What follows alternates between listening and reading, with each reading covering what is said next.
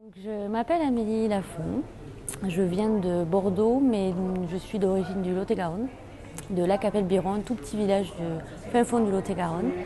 J'ai 30 ans et je représente en fait Léonie et Gabriel Magimel, voilà, qui a été reconnue juste parmi les nations le 31 octobre 2011. Gabriel et Léonie en fait ont hébergé Ouna Sinblima, qui était un juif qui était venu se réfugier, déjà fuir l'oppression allemande depuis Paris. Donc il est arrivé dans ce village. Il s'est installé d'abord dans le bourg du village et puis quand il a commencé à sentir qu'il était menacé, lui a préféré partir en laissant sa femme et ses deux enfants dans la maison du village. Il est parti un petit peu au hasard sur les routes à l'extérieur de la campagne. Et là, en fait, il a rencontré la famille Bals qui tenait un moulin, qui lui ont proposé de le mettre à l'abri, de l'héberger.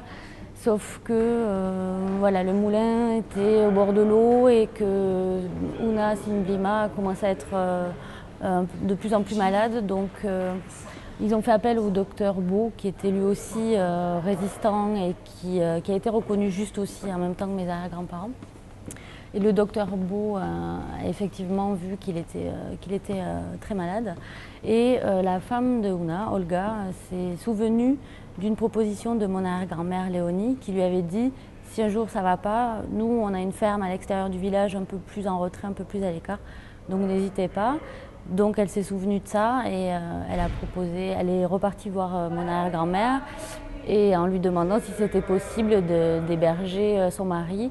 Bien sûr, mes arrière-grands-parents ont accepté tout naturellement d'accueillir Ouna Sinblima dans leur ferme, donc au chaud, à l'abri.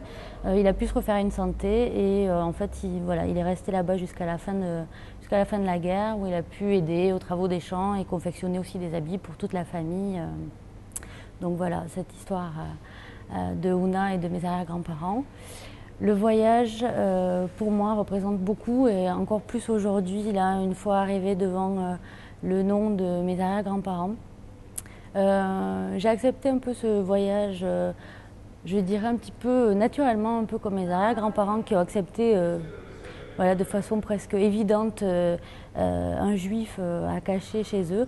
J'ai accepté quasiment de la même façon, comme si c'était une évidence qu'il fallait que j'accomplisse ce voyage, déjà d'un pour leur rendre hommage, deux pour rencontrer aussi, échanger avec d'autres familles, d'autres descendants de Justes, et puis pour découvrir aussi Israël que je ne connaissais pas du tout.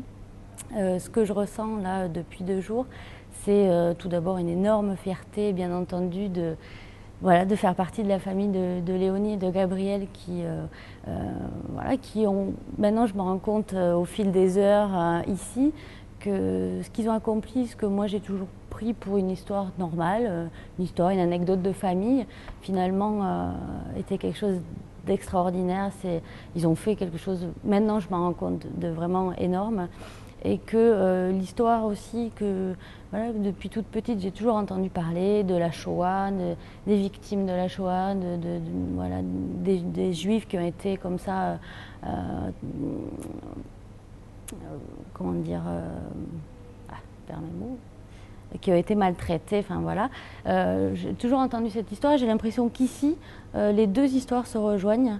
Mes arrière-grands-parents d'un côté et l'histoire que j'ai toujours eue à l'école des Juifs. Tout d'un coup, ces deux histoires se retrouvent et donc mon histoire en même temps, j'ai l'impression que c'est un peu la boucle qui se boucle et que j'aurais jamais imaginé venir la chercher en Israël et voilà, je retrouve mon histoire ici.